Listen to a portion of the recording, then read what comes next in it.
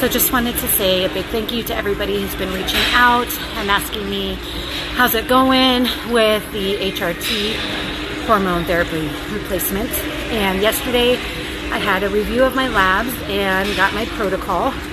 I am extremely low in testosterone, and since I tested in the early morning, fasted, that was the highest my number would have been, and it was still really low.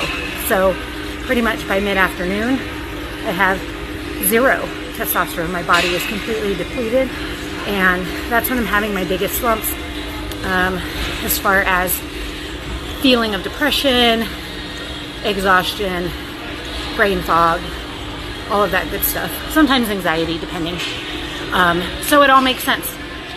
So I have some bioidentical testosterone gummies coming, and that will be the start of my protocol. And then I will have follow-ups so that I can make sure I have the correct dosage and everything is proceeding as we want it to. Now, the typical time for you to feel the full effects of HRT would be 6 to 8 weeks. But you can have some relief, if you will, sooner. Just depends if you're a quick responder or not.